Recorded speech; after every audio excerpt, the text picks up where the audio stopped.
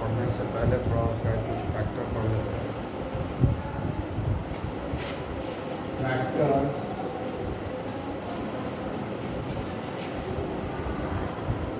affecting electrolytic conductance.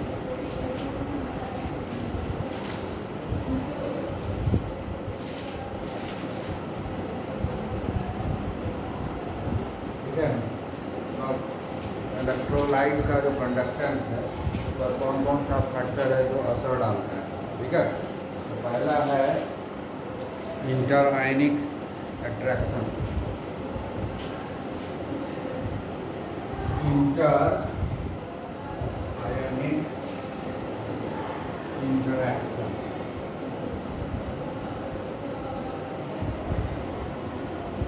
ठीक है, inter आयनिक interaction का मतलब आयंस के बीच में क्या इंटरेक्शन है। जो सॉल्यूट हम डिजॉल्व करेंगे सॉल्वेंट में, सॉल्यूट जो डिजॉल्व करेंगे सॉल्वेंट में तभी तो आयनाइजेशन होगा ना। तो वो जो आयनाइजेशन होने के बाद जो आयन में जो इलेक्ट्रोस्टैटिक फोर्स ऑफ अट्रैक्शन कम है या ज़्यादा है। अगर इलेक्ट्रोस्टैटिक फोर्स ऑफ अट्रैक्शन ज़्यादा रहेगा आयंस आयंस के बीच में तो फिर उसका मूवमेंट रेस्ट्रिक्टेड हो जाएगा, और आयंस का जब मूवमेंट रेस्ट्रिक्टेड हो जाएगा तो इलेक्ट्रिकल कंडक्टिविटी भी कम हो जाएगा। ठीक है ना, इसलिए हमको ध्यान रखना है कि हम जो इलेक्ट्रोलाइट यूज़ कर रहे हैं उस इलेक्ट्रोलाइट में जो आयंस प्रोड्यूस हो रहा है उसके बीच में जो इंटरआयनिक इंटरेक्शन है, मतलब उसके बीच में जो इलेक्ट्रोस्टैटिक फोर्स ऑफ अट्रैक्शन है आयंस आयंस के बीच में वो कम हो तो अच्छा है ना, कम हो तो अच्छा है। अगर ज़्यादा रहेगा तो उसके आयंस का मूवमेंट का रेस्ट्रिक्शन हो जाएगा, मूवमेंट ज़्यादा नहीं हो पाएगा, उसको पीछे खींचेगा ना फोर्स ऑफ अट्रैक्शन के चलते, तो इलेक्ट्रिकल कंडक्टिविटी कम हो जाएगा। ठीक है, तो हमको कोशिश करना है कि ऐसा इलेक्ट्रोलाइट यूज़ करें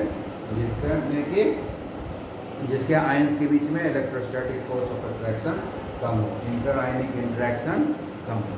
ठीक है, दूसरा फैक्टर जो है जो अफेक्ट करता है सॉल्वेशन ऑफ आयन, सेकेंड है solvation of ion. Solvation of ion and ionic size भी लिख सकते हो और आयनिक साइज। ठीक है, सॉल्वेशन का मतलब क्या होता है। सॉल्वेशन का मतलब सॉल्वेंट के साथ कितना इंटरेक्शन है, सॉल्वेंट के साथ कितना इंटरेक्शन है। सॉल्वेंट क्या करता है, जितना आयंस होता है उसको चारों तरफ से कोटिंग करता है। सॉल्वेशन का मीनिंग क्या है, एक तरह हाइड्रेशन। जैसे अगर हम सॉल्वेंट वाटर लिए तो उसको हाइड्रेशन बोलते हैं। उस प्रोसेस में क्या होता है, सॉल्वेशन मतलब उसको गीला करना है। सॉल्वेशन मतलब किसी भी चीज़ को गीला करना है, उसको भिगाना है। भिगाने का मतलब क्या हो गया कि उसके सरफेस के ऊपर वाटर का कोटिंग डालना है, यही ना, सरफेस के ऊपर सॉल्वेंट का कोटिंग डालना है, इसी को सॉल्वेशन बोलते हैं। ठीक है, तो अगर सॉल्वेशन ज़्यादा होगा तो कोटिंग तो ज़्यादा हो जाएगा ना, तो फिर उसका मूवमेंट रेस्ट्रिक्टेड हो जाएगा। तो सॉल्वेंट के साथ अगर सॉल्यूट का इंटरेक्शन, अगर सॉल्वेंट के साथ सॉल्यूट पार्टिकल का आयन का इंटरेक्शन ज़्यादा है तो सॉल्वेशन ज़्यादा होगा, और सॉल्वेशन ज़्यादा होगा तो फिर जो इलेक्ट्रॉन का जो चार्ज का मूवमेंट है वो रेस्ट्रिक्टेड हो जाएगा। चार्ज का मूवमेंट क्या हो जाएगा, रेस्ट्रिक्टेड हो जाएगा ना। सॉल्वेंट उसको खींचेगा अपने तरफ, मूवमेंट करने नहीं देगा ज़्यादा अच्छा से, तो इलेक्ट्रिकल कंडक्टिविटी कम हो जाए। यानी हमको इलेक्ट्रिकल कंडक्टिविटी बढ़िया चाहिए तो सॉल्वेशन कम होना चाहिए, सॉल्वेशन कम होना चाहिए। और आयनिक साइज क्या है, आयनिक साइज अगर छोटा रहेगा तो सॉल्वेशन ज़्यादा अच्छे से होता है, आयनिक साइज अगर बड़ा होगा तो सॉल्वेशन अच्छे से नहीं होगा। आई बात समझ में। यानी आयनिक साइज जितना छोटा रहेगा इलेक्ट्रिकल कंडक्टिविटी उतना डिफिकल्ट होगा क्योंकि सॉल्वेशन ज़्यादा हो जाएगा। ठीक है, और अगर आयनिक साइज बड़ा है, आयन का साइज बड़ा है तो उसका सॉल्वेशन ठीक से नहीं होगा, सॉल्वेशन अच्छे से नहीं होता, परफेक्शन के साथ नहीं होगा। तो परफेक्शन के साथ नहीं होगा तो उसका चार्ज का मूवमेंट हम आराम से करा सकते हैं। ठीक है, इसीलिए दोनों को हम एक ही लाइन में लिखे, क्योंकि सॉल्वेशन डिपेंड करता है आयनिक साइज के ऊपर। आयनिक साइज छोटा है तो सॉल्वेशन बढ़िया होता है ना, आयनिक साइज बड़ा है तो सॉल्वेशन कम होता है।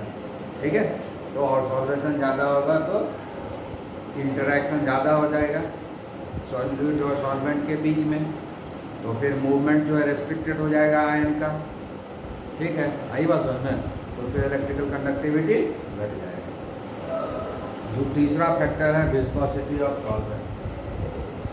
तीसरा है viscosity of solvent. Viscosity of solvent. ठीक है, विस्कोसिटी मतलब क्या होता है पहले ये बताओ तो। विस्कोसिटी बताओ तो। हाँ, फ्रिक्शन है ना। विस्कोसिटी का मतलब होता है रेस्ट्रिक्टेड मोशन। मोशन को ये रेस्ट्रिक्ट करना चाहता है ना। लेयर्ड मोशन जब हम कंसीडर करते हैं किसी भी लिक्विड को, जब लेयर्ड स्ट्रक्चर में एक लेयर दूसरे लेयर को मूव करने से रोकता है, उसी को हम लोग बोलते हैं विस्कोसिटी।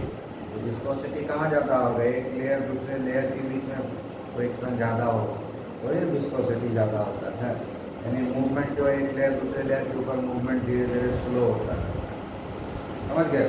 तो अगर विस्कोसिटी ज़्यादा होगा और सॉल्वेंट का जो एक लेयर से दूसरा लेयर में मूवमेंट डिफ़िकल्ट होगा। विस्कोसिटी ज़्यादा होगा तो लेयर्ड मूवमेंट डिफ़िकल्ट होगा, और जब लेयर्ड मूवमेंट डिफ़िकल्ट होगा तो मूवमेंट ऑफ आयन भी डिफ़िकल्ट होगा, तो इलेक्ट्रिकल कंडक्टिविटी कम हो जाएगा। यानी विस्कोसिटी ज़्यादा रहेगा तो इलेक्ट्रिकल कंडक्टिविटी कम हो जाएगा। आई बात सुनो, इसलिए हमको ऐसा सॉल्वेंट लेना है जिसका विस्कोसिटी कम। ठीक है, आई बात समझ में। उसके बाद है सबसे जो लास्ट फैक्टर है टेम्परेचर। चौथा फैक्टर है टेम्परेचर।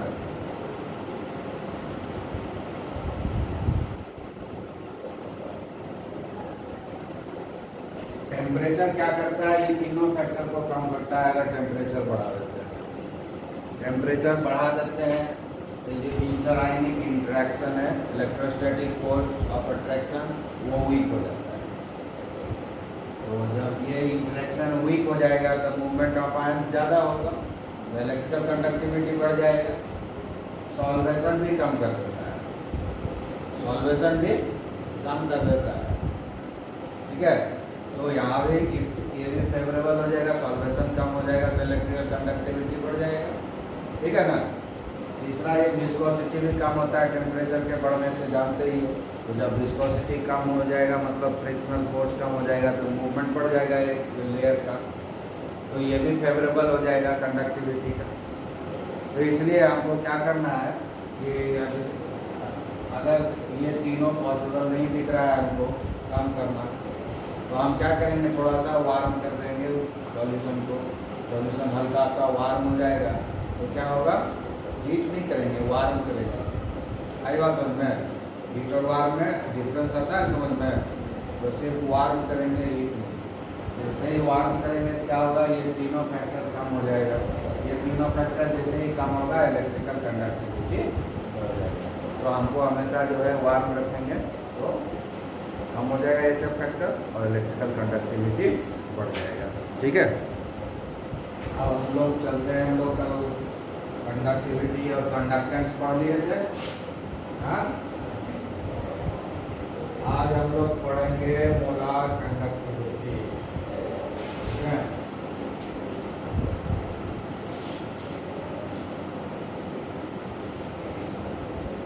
अब हम लोग क्या क्या पढ़े थे,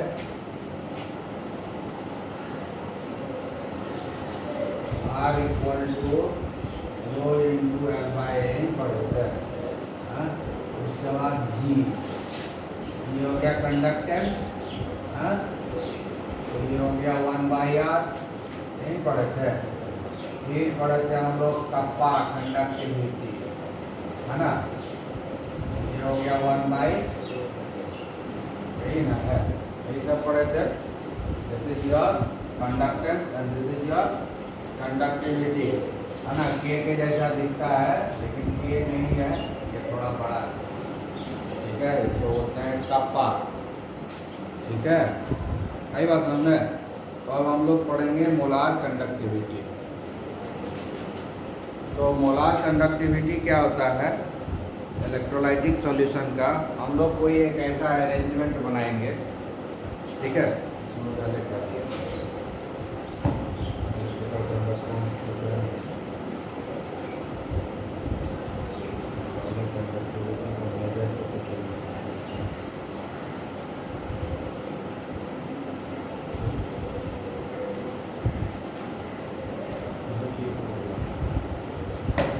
कंडक्टिविटी निकालने के लिए कि हम अरेंजमेंट बनाएंगे। जैसे मान लो उसके लिए एक बोलते हैं कि कंडक्टिविटी सेल बना, कंडक्टिविटी सेल बनाते हैं। कंडक्टिविटी सेल में 2 इलेक्ट्रोड रखें। जैसे ये कंडक्टिविटी सेल है, इसमें 2 इलेक्ट्रोड रहेगा, ठीक है। इस दोनों इलेक्ट्रोड के बीच में जो डिस्टेंस होगा वो यूनिटी होगा। इस दोनों के बीच में क्या होगा, डिस्टेंस इलेक्ट्रोड के बीच में यूनिटी रखेंगे, मतलब 1 सेंटीमीटर, 1 मीटर, 1 किलोमीटर, जो भी होगा 1 ही होगा। 1 किलोमीटर तो नहीं है रखेंगे, 1 सेंटीमीटर ही रखेंगे, छोटा रहेगा। 1 मीटर भी बड़ा हो जाता है, तो 1 सेंटीमीटर ही ठीक रहेगा, ठीक है ना। हाँ, तो ये 1 सेंटीमीटर रहेगा इलेक्ट्रोड के बीच में डिस्टेंस। ये दोनों क्या है, इलेक्ट्रोड रहेगा। ये दोनों इलेक्ट्रोड के बीच में जो है डिस्टेंस रखेंगे यूनिटी, ठीक है ना। और इसका एरिया ऑफ क्रॉस सेक्शन कुछ भी हो, इसके बीच में जो जिस इलेक्ट्रोलाइट का कंडक्टिविटी निकालना है उस इलेक्ट्रोलाइट को हम यहाँ पर, ठीक है ना, उसके बीच में इधर नहीं आएगा, इधर नहीं आएगा, जो भी लिक्विड आएगा दोनों इलेक्ट्रोड के बीच, ये सब पैक रहेगा कुछ इंसुलेटर से, ठीक है। इंसुलेटर से ये पैक रहेगा। एक्चुअली ये हम लोग ग्लास का बनाते हैं, एक्चुअली क्या करते हैं, ग्लास का ही बनाते हैं। और किनारे में इसको जो है सरफेस किनारे में यहाँ पर इसको चिपका, इलेक्ट्रोड को क्या करते हैं, किनारे में ही चिपका देते हैं, इधर उधर जगह रखते ही नहीं, ठीक है। तो हम भी चिपका ही देते हैं, काय के लिए रखते हैं, ठीक है। हाँ, समझ गया, चिपक गया ना, तो चिपका हुआ नजर आता है। और यहाँ इलेक्ट्रोड ये किनारे किनारे चिपक गया, इसको बोलते हैं कंडक्टिविटी सेल। इसको बोलेंगे हम लोग कंडक्टिविटी सेल। ये दोनों इलेक्ट्रोड के बीच का डिस्टेंस जो है यूनिटी रखेंगे। मान लो कि हम 1 सेंटीमीटर रखे या 1 मीटर रखे, ठीक है। उसके बाद इसके अंदर जो है हम लोग डाइल्यूट सॉल्यूशन ऑफ इलेक्ट्रोलाइट, इसके अंदर क्या लेंगे, dilute solution, solution of electrolyte, ठीक है ना। और इसमें और एक कंडीशन रहेगा, जो इलेक्ट्रोलाइट लेंगे, इलेक्ट्रोलाइट जो लेंगे ना, उसमें सॉल्यूट सिर्फ ओनली 1 मोल है, containing 1 mole of solute. Solute क्या, इलेक्ट्रोलाइट है, यानी सॉल्यूट का अमाउंट 1 मोल रहेगा। ये वॉल्यूम कुछ भी हो, उससे पता है, वॉल्यूम हम 1 ml भी रख सकते हैं, 2 ml भी रख सकते हैं, 10 ml भी रख सकते हैं। मतलब जितना कंडक्टिविटी सेल का ये जगह है उसमें हमको जितना वॉल्यूम चाहिए उतना वॉल्यूम रख सकते हैं। वो पता, ये जो है ये कंडक्टिविटी सेल का कैपेसिटी के ऊपर है कि उसमें कितना हम लिक्विड को रख सकते हैं। लेकिन जो भी लिक्विड रखेंगे उसका जो कॉन्सेंट्रेशन है, उसमें जो number of moles of the solute होगा, number of moles of the electrolyte होगा, वो सिर्फ और सिर्फ 1 मोल होगा। यही कंडीशन है, यही कंडीशन है, ठीक है ना। तो व्हीटस्टोन ब्रिज पढ़े हो ना, फिजिक्स में व्हीटस्टोन ब्रिज पढ़े हो। व्हीटस्टोन ब्रिज के हेल्प से हम लोग अननोन रेसिस्टर का रेसिस्टेंस निकालते हैं फिजिक्स में, है ना। फिजिक्स में पढ़ना है व्हीटस्टोन ब्रिज, तो उस व्हीटस्टोन ब्रिज में इसको हम कनेक्ट कर देंगे। व्हीटस्टोन ब्रिज क्या एक अरेंजमेंट है, ठीक है, नहीं पढ़ाई हुआ तो होगा पढ़ाई। तो उस व्हीटस्टोन ब्रिज में जो है इसको कनेक्ट कर देंगे अननोन रेसिस्टेंस के जगह पर। व्हीटस्टोन ब्रिज में एक अरेंजमेंट है 4 रेसिस्टेंस का, उसमें से 3 रेसिस्टेंस मालूम रहता है और चौथा अननोन रहता है। तो ये जो चौथा है यही है, तो उस चौथा जो अननोन रेसिस्टेंस है उसके जगह पर इसको जोड़ देंगे, ठीक है। और फिर उससे रेसिस्टेंस कैलकुलेट कर लेंगे, रेसिस्टेंस का उल्टा कर देंगे तो कंडक्टेंस मिलेगा, उसका उल्टा कर देंगे तो कंडक्टेंस मिलेगा, ठीक है। और कंडक्टेंस मिल जाएगा तो कंडक्टिविटी भी मिल जाएगा, है ना। एल का वैल्यू हम यहाँ 1 सेंटीमीटर है 1, और ये हुआ एरिया ऑफ क्रॉस सेक्शन। ये जो इलेक्ट्रोड का एरिया ऑफ क्रॉस सेक्शन क्या है, जैसे ये कंटेनर मान लो यहाँ पर, ये कंटेनर यहाँ पर, ये पूरा भरा रहेगा, एरिया ऑफ क्रॉस सेक्शन नहीं होगा, एरिया ऑफ क्रॉस सेक्शन नहीं होगा, इसका सरफेस, इसका सरफेस और दोनों के बीच का डिस्टेंस। ये तो ग्लास का किनारा, इससे कोई मतलब नहीं है, ग्लास ट्यूब है, उसमें ये जो इलेक्ट्रोड लगाएंगे तो उसका सरफेस का लंबाई चौड़ाई होगा, दोनों इलेक्ट्रोड का सरफेस एरिया सेम रखेंगे, दोनों आमने सामने हैं। इस इलेक्ट्रोड का जो सरफेस एरिया है, इस इलेक्ट्रोड का जो सरफेस एरिया, मतलब दोनों का लंबाई चौड़ाई सेम रखेंगे, दोनों इलेक्ट्रोड का लंबाई चौड़ाई सेम रखेंगे तब ना सेम सरफेस एरिया होगा। लेंथ इनटू ब्रेड्थ, आई बात समझ में, क्लियर? हाँ क्लियर। तो सरफेस एरिया दोनों का सेम रख देंगे और दोनों के बीच का डिस्टेंस को हम 1 कर देंगे, और इस दोनों के बीच में जो इलेक्ट्रोलाइट रखा हुआ है उसमें सिर्फ और सिर्फ 1 मोल इलेक्ट्रोलाइट, यानी बीच में जो भी है, जैसे पानी में ही हम इलेक्ट्रोलाइट को घुलाएं तो उस पानी को उतना लेंगे जितना इसका कैपेसिटी, जितना इस कंडक्टिविटी सेल का, इस अरेंजमेंट को कंडक्टिविटी सेल बोलते हैं क्योंकि इससे कंडक्टिविटी पता करते हैं। आई बात समझ में? हाँ, तो कंडक्टिविटी सेल जितना भी, कंडक्टिविटी सेल का जो भी कैपेसिटी और वॉल्यूम का हम पानी उसके हिसाब से लेंगे, यानी एज ए सॉल्वेंट, और उसमें हम फिर क्या करेंगे, इलेक्ट्रोलाइट कितना देंगे, 1 मोल। अब हमारे पास सॉल्यूशन मिल गया, 1 मोल इलेक्ट्रोलाइट का सॉल्यूशन हो गया। अब उस सॉल्यूशन को हम यहाँ पर रख देंगे और व्हीटस्टोन ब्रिज में इसको जोड़ देंगे, उससे हमको इस इलेक्ट्रोलाइट का रेसिस्टेंस पता चल जाएगा, उससे हमारा इलेक्ट्रोलाइट का रेसिस्टेंस पता चल जाएगा। आई बात समझ में? और सबसे बढ़िया क्या होता है, आइडियल क्या होता है कि हमको चूँकि कंडक्टिविटी ये रेसिस्टिविटी निकालने के लिए ये भी 1 चाहिए, ये भी 1 चाहिए, दोनों 1 चाहिए ना। तो ये सेल को ऐसा बनाना है, एरिया क्रॉस सेक्शन भी 1 मीटर स्क्वायर, अगर डिस्टेंस दोनों के बीच में 1 सेंटीमीटर है तो cross section area 1 centimetre square हो तो सबसे अच्छा कंडीशन होगा। आई बात समझ में? क्योंकि हमको निकालना क्या है, कंडक्टिविटी। कंडक्टिविटी किसका होता है उल्टा, रेसिस्टिविटी। रेसिस्टिविटी क्या होता है कि जब एरिया क्रॉस सेक्शन भी यूनिटी हो और लेंथ भी यूनिटी हो, उस समय जो है इसकी रेजिस्टेंस ही रेसिस्टिविटी हो जाता है। यही ना इन पढ़े हैं, हाँ? तो अगर हम एरिया क्रॉस सेक्शन को भी यूनिटी कर देंगे तो बेहतर रहेगा, वो कंडक्टिविटी सेल हमारे लिए सबसे सूटेबल होगा। आई बात समझ में? इसलिए कंडक्टिविटी सेल ऐसा बनाया जाता है, इस तरह से बनाया जाता है कि दोनों के बीच में डिस्टेंस अगर 1 सेंटीमीटर है तो एरिया क्रॉस सेक्शन भी 1 सेंटीमीटर ही हो, मतलब लंबाई चौड़ाई दोनों को जो है बराबर कर देगा।